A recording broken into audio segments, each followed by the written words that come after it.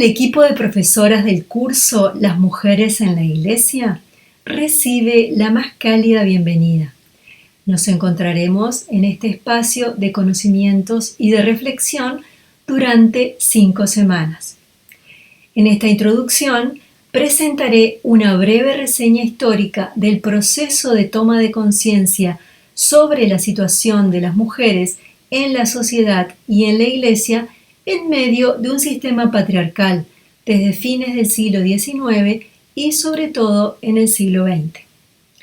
La teóloga uruguaya, la doctora María Teresa Porcile, le llamó despertar de las mujeres al proceso de toma de conciencia sobre las situaciones que vivían las mujeres tanto en la sociedad como en la Iglesia bajo el sistema patriarcal.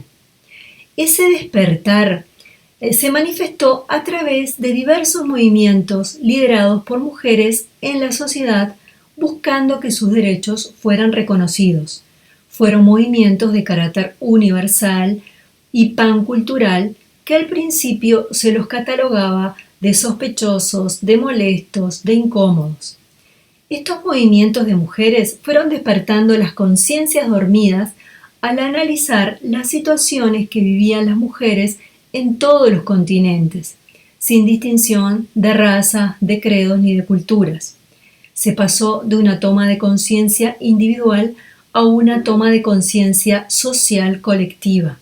Se dan cuenta que la historia ha sido interpretada y escrita desde una mentalidad unilateral masculina y que necesitan formar parte de la historia saliendo del anonimato, que han sido consideradas inferiores y al margen de la toma de decisiones sociales. Estas luchas por los derechos de participación sociopolítica fueron a veces muy violentas porque fue necesario romper con una mentalidad unilateral, patriarcal, para abrir un espacio nuevo en la educación, en los derechos al sufragio. Al principio fue de resistencia y de enfrentamiento por querer ocupar puestos iguales a los de los hombres, como una forma de vindicar los derechos por tanto tiempo perdidos. Estas posiciones todavía se mantienen. Hubo mujeres que se identificaron con esas banderas de lucha, pero permanecieron al margen sin alistarse en un determinado movimiento. El planteamiento básico de la lucha era por los derechos civiles en beneficio de las mujeres para poder ocupar puestos que estaban en manos de los hombres y no seguir siendo dominadas, sumisas, por una mentalidad que catalogaban de machistas. Los valores de la Ilustración, tanto la libertad, la autonomía, la igualdad, la lucha de la razón contra el prejuicio, fueron los elementos que posibilitaron la aparición del pensamiento feminista. Es importante, para entender la historia, el origen del término feminismo que aparece en el lenguaje y que empieza a hacer visible la presencia de las mujeres en la sociedad. Este término feminismo se utilizó para acentuar la lucha de las mujeres por la igualdad en contra del patriarcado y del machismo.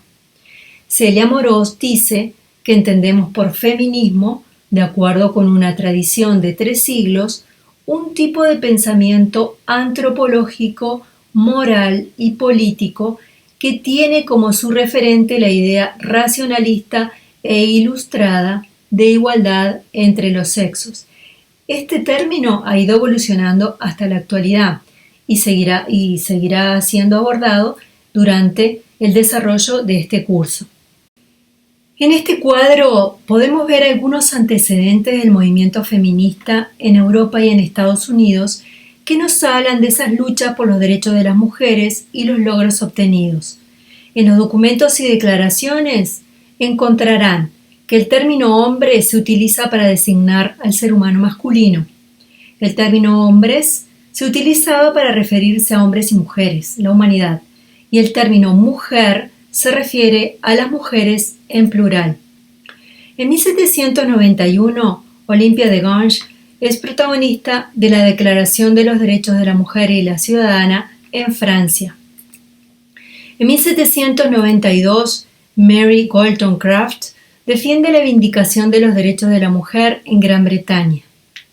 En 1849, en Estados Unidos, aparecen las sufragistas Lucretia Mott y Elizabeth Cady Stanton, quienes crean la Asociación Nacional para el Sufragio Femenino.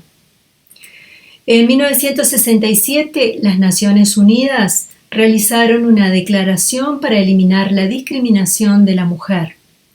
En 1975, se proclama como Año Internacional de la Mujer y se realiza la primera conferencia mundial convocada por las Naciones Unidas en México. Se reúnen allí mujeres de todo el mundo con posiciones ideológicas, políticas y religiosas muy diferentes. Esto no impide un trabajo en conjunto por la igualdad, el desarrollo y la paz. Salvando las diferencias, hay un lenguaje común que las une y es el hecho de ser mujeres y tener la experiencia de serlo en diferentes ambientes culturales. En 1979, la ONU declara la eliminación de toda la forma de discriminación que vive la mujer.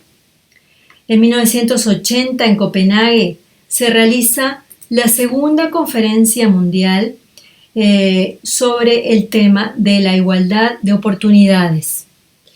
En 1985 se realiza la tercera conferencia mundial en Nairobi y allí se acentúa la igualdad y distinción de los sexos, derechos reproductivos y sexuales. En 1995, en Beijing, Pekín, se lucha para lograr cambios en la estructura de poder. Y así van sucediendo encuentros a nivel mundial en los que se van tratando distintas temáticas referidas a la discriminación de la mujer, violencia, derechos políticos, sexuales, reproductivos, igualdad de género, entre otras. Si bien en las resoluciones de las conferencias internacionales se habla de igualdad, de discriminación, de derechos, en la práctica en cada país los movimientos feministas continúan su lucha para que se hagan realidad estos acuerdos.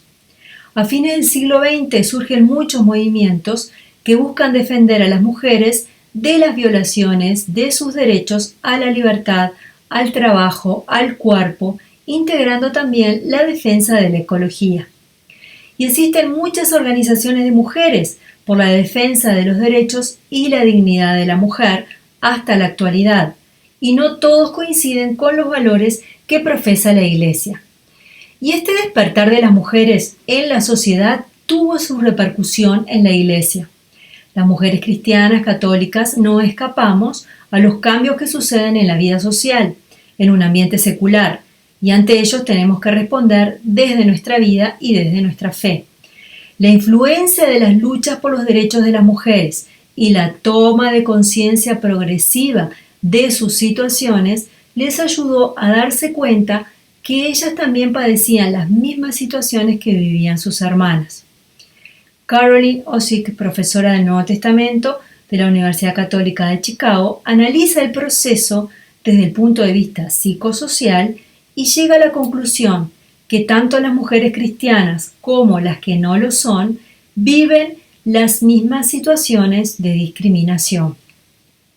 El darse cuenta de las situaciones que viven las mujeres en su hogar, en su profesión, en la iglesia, en la sociedad, es un proceso doloroso, pero que es necesario asumir para que no continúe el trato injusto e inhumano que se viene padeciendo en silencio.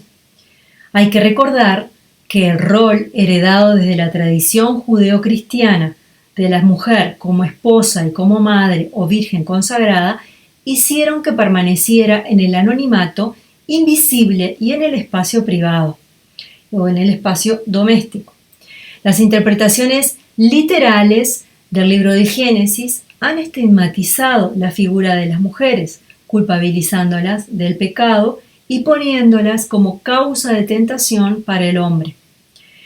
Estas imágenes negativas, reforzadas por una cultura que no integraba a las mujeres en la vida pública, hizo que por mucho tiempo las mujeres fuéramos vistas como peligrosas, objeto de pecado, seductoras, y se nos consideraba como un factor de amenaza, generadoras de miedo, y por eso se nos mantenía silenciadas dentro del hogar o dentro del convento. Son conocidos los temas y los textos de los santos padres en los que a la mujer se la coloca como la puerta del diablo. Y también muchas mujeres fueron condenadas por catalogarlas como brujas o hechiceras durante el periodo de la Inquisición. Y junto a ese despertar de las mujeres en los movimientos feministas seculares, surgen feministas cristianas como Letty Russell, que defenderá las igualdades de derechos y de poderes que tienen las mujeres. También Rosemary Radon Rueder, que escribe sobre la teología feminista, quien en sus escritos dice que la toma de conciencia es solo el comienzo porque es necesaria la transformación del sistema social y de las relaciones sociales y ecológicas para que suceda ese cambio de mentalidad. Surgen distintas corrientes teológicas que tienen a las mujeres como sujetos y muchos escritos son con distintas maneras de enfocar la temática femenina, como la teología de la mujer, la teología feminista y el lenguaje del cuerpo, los nuevos feminismos, la teología feminista del tercer mundo, el tema de la mujer en la perspectiva pancultural, interreligiosa y ecuménica. La teología de la mujer o de la femineidad surge en los años 50 como una forma de investigar la teología del magisterio sobre la mujer. Se la puede ubicar dentro de las teologías del genitivo, que son teologías que se elaboran a partir o alrededor de distintos temas, pero no necesariamente desde las experiencias de vida. Dentro del contexto social y eclesial que surge, se reconoce su valor renovador por su postura novedosa al plantear la situación y condición de las mujeres de esa época.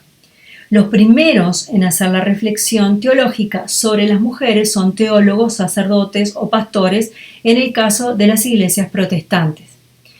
La teología feminista se presenta como una búsqueda radical de la dignidad y el lugar de la mujer, así como el papel que ha de desempeñar, los derechos que ha de ejercer en la Iglesia por la insatisfacción del pensamiento teológico existente. Comienza a surgir en 1810 y 1920 con los movimientos feministas de Estados Unidos. Entre sus pioneras encontramos Elizabeth Cady Stanton, que publica la Biblia de la Mujer, la primera parte en 1895 y la segunda parte en 1898. En 1950 aparece la reflexión teológica feminista que plantea el acceso de la mujer al ministerio ordenado. Y desde 1960 hasta nuestros días, donde se continúa la reflexión desde la teología feminista, temas que serán abordados más adelante por las distintas profesoras durante el desarrollo de este curso. A pesar de una historia llena de luces y de sombras, es a comienzo del siglo XX, en el contexto de la Primera Guerra Mundial, cuando las mujeres entran en el mercado del trabajo y la emancipación femenina se va extendiendo. Allí es cuando se explicita la reflexión sobre las mujeres en la Iglesia y la repercusión de su emancipación en el plano familiar y social. Y llegamos al final de este primer video de la semana introductoria, en el cual hemos visto el despertar de las mujeres en la sociedad y en la Iglesia desde el siglo XIX hasta el siglo XX, temas que seguirán siendo abordados por las distintas profesoras durante el desarrollo del curso. Esperamos que les hayan servido estas reflexiones y nos vemos en el próximo video.